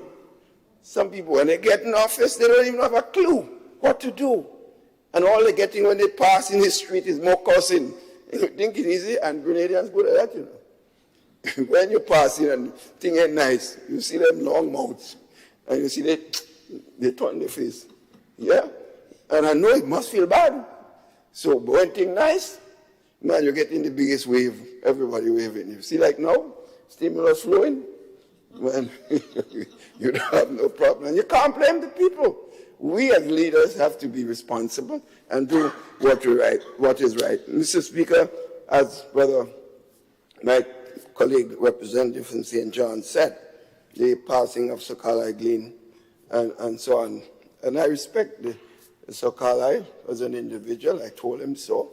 When he become not a human being again.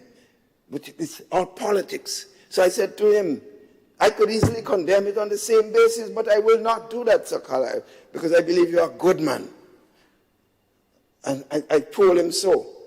And there was an issue related to the government. I said, well, I called him and I said, look, I will not speak out on this issue, but I want to warn you, if you do not take a principled stand, I would have no choice. So I met with him, and this member here next to me, we were in opposition. He went with me to see Sir Carlisle. And I was very pleased, because I can't tell you what he said to us. But I was pleased that the decency of the man did not leave him because he occupied an office.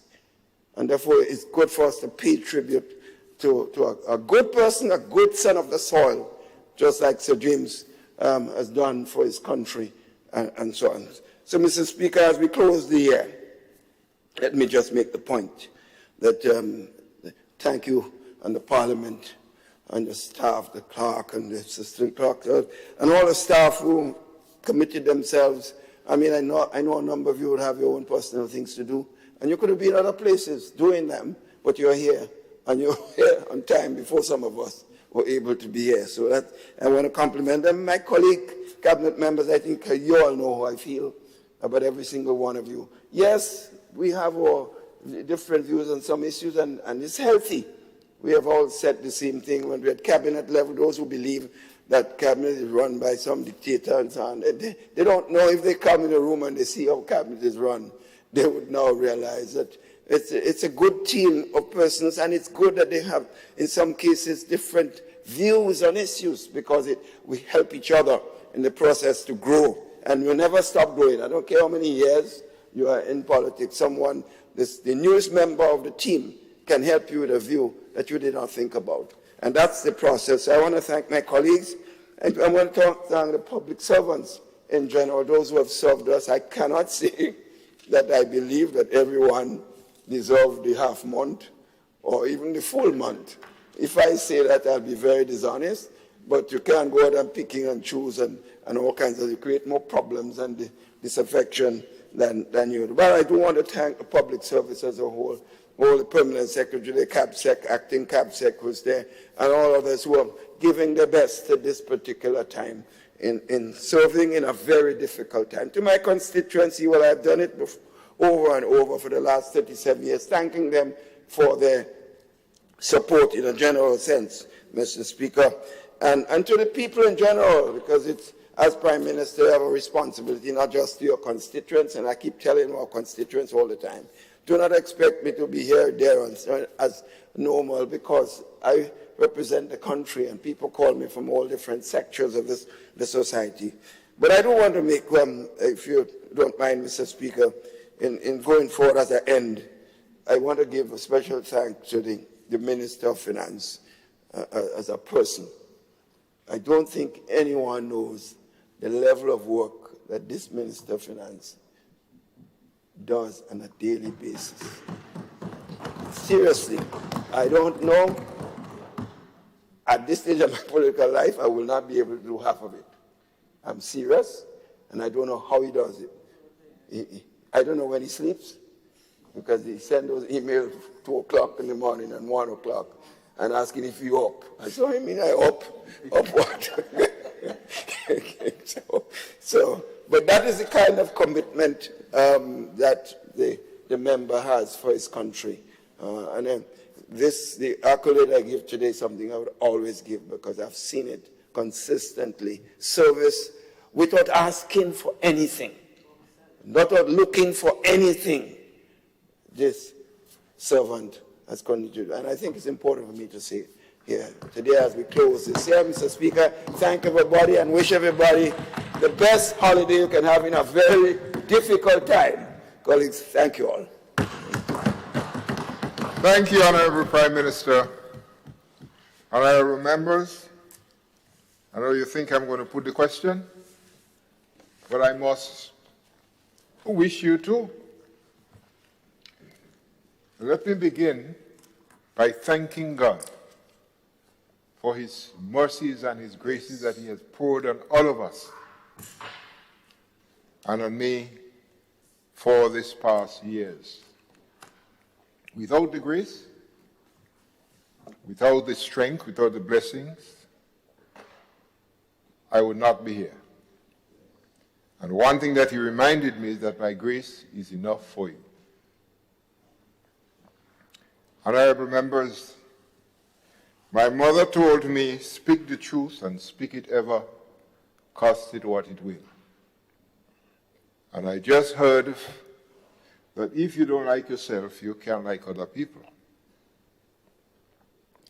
I have listened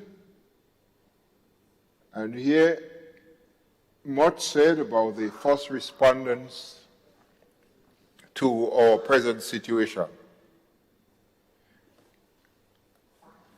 And I'm not sure that I'm hearing right all the time. From where I sit, the first respondents are the people who face the journey out there. And it had to be a group of people that meet in this parliament ever so often. The parliamentarians are the first responders. Yes, the health workers, the police officers, the sanitary workers, the electricity workers, they can become the first responders, but the first responders after the first responders. And so I think our country owes a great debt of gratitude to the parliamentarians of Grenada. The Prime Minister, Minister for Finance, Minister for Health, Minister for Tourism. I can go on, and you would find that I would call out 15 parliamentary representatives. So I want to thank you for your hard work and thank God for you. I must say thanks to the clerk and his staff who have been here throughout the pandemic and was always ready,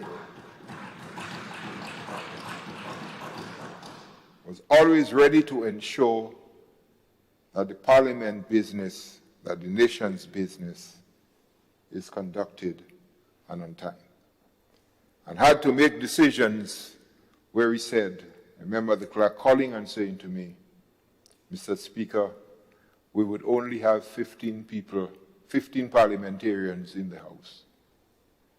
You, the Sergeant at Arms, and the Deputy Clerk at myself, everybody else would have to go viral because we are not going to do anything to jeopardize the health of the parliamentarians. And that is why we had parliamentary representative seating. We extended the size of the chamber to keep everybody else out so that the government and the people's business could be conducted. And Mr. Clerk and your staff, I want to thank you, and thank you very, very much. I want to thank a lady who pulled me out of bed a couple of days ago and said, it's time to go and get your booster. And she would not let me be until I leave the house and go and get my booster. So last week, Wednesday, I had to follow her straight to the medical center to get my booster. And after that, she said, now you get your booster. Don't forget, whenever you leave in, walk with 2 masks. So I have now one in my pocket here, and I have one here. Because she said to me, you're not going to bring COVID to me, nor to anybody around me. So I want to thank my dear wife, the strongest woman I know. Honorable members, the police department must be commended. They must be commended. Our Sergeant at Arms who are here and the policemen who are always standing here, I'm sure they're ready to protect everybody in here in the event of anybody trying to be disrespectful. And I want to thank you greatly for your presence in ensuring that we are okay.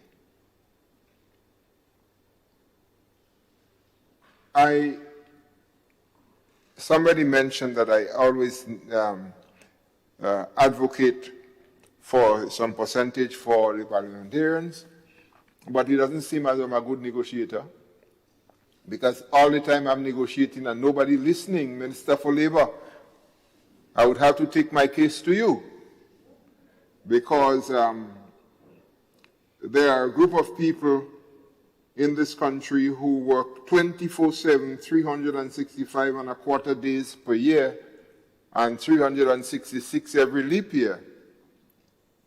And I never hear any mention of their increase. What I heard was a cry when the other group of workers of the country received their 4%. They were very angry that the parliamentarians would receive it too, and accuse the parliamentarians of taking the 4%, although the parliamentarians had not gotten 4%. And this has been going on for some time. I think a few years now, Mr. Minister for Labour, I need to have a conference with you on this matter. Let me say that I extend to Sir Carlyle and his family my deepest condolences. He was my teacher at Teachers College and my principal for about 6 months at the Teachers College. And I remember him saying to me, Michael, try not to stay one place. Try to move. Coming out from Teachers College, you should not remain just a teacher with Teachers College qualification. There are times when you need to move from the classroom and make your contribution to the country. And I must say that when I came from university and I went to visit him, he said to me, "You did take my advice." And when I was sworn in as the Speaker of the House of Representatives, he was also present there. And he shook my hand and said, "I can go home now." And I want to thank him and thank his family for all the commendation that he gave to me in encouraging me to continue to move on. Let me remind us that this morning I heard from the World Health Organization that about 90 countries are now have the Omicron in the country. Some countries are thinking of closing down, some countries are thinking of closing borders. And we were reminded that it's not only to wash the hands and to sanitize and to distance. It's to do all of that. But the most, and maybe the most important, is to become vaccinated.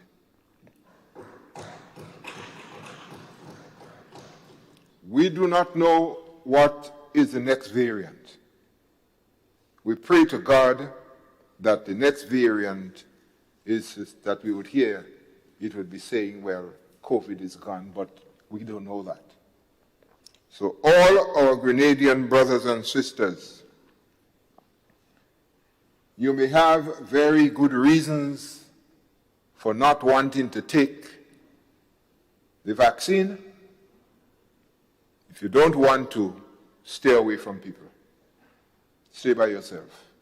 Isolate. Because it would be a dreaded thing to be responsible for the death of another. So we want to urge everyone to ensure that we vaccinate. It's not just to say keep the protocol. We're saying keep the protocol and vaccinate. And we have the vaccination. Here at one time they were saying, well, we have only one. We wanted two. And when you give two, they start to say they want three. And if you give three, they would count until you have no more vaccinations, different kinds of vaccination in the country, and they still won't take it. And you hear people, some professionals saying that they need to have a special session of education. But you don't need special sessions of education to go and collect the stimulus package. Just one mention of it and you know it's coming. So, but you need a special session to educate you to go and take a vaccine. I remembered a story that a group of people were scared, and the author of Christmas came and he said, "Peace be with you." And they found strength. And I'm saying to us that that author of peace is who we celebrate. So I don't believe that we celebrate a day. I believe we celebrate a person. And that Christmas is not a day. Because if it's peace and joy and love and empathy and respect, it's 365 and a quarter days per year. So Christmas is a whole long time that must be celebrated every day. And we only use the 25th of December to remind us that this time must be celebrated for the birth. But he was born already. And he said, I'm coming again. And so as we celebrate our Christmas, let us remember that we're celebrating Jesus Christ. And who and what did he bring to us? He said, my peace I give you. Not as the world gives peace, but as God gives peace. He said, my joy I give you. That is why when Elizabeth heard the voice of Mary, John the Baptist started jumping up. I don't know if he was dancing soca or what, but he was dancing because he was filled with joy. So the joy and the peace that comes from our Father, I give to you. That's the greatest gift I can give to you, is the peace of Christ and the joy of salvation. And so I want to wish everyone, both here and outside, God's richest blessing, his continued grace to see you through every day. And now I would put the question. All those who are in favor that this honorable house now stands adjourned, sign it aye. Please say aye. Aye. Of the contrary, no contrary. And as I reminded you before, lunch is provided. And you might even have more than lunch today. I hope you would be able to stay. I know how busy you are. You never have time for yourself. But remember that even Jesus Christ did find some time for himself and for his disciples.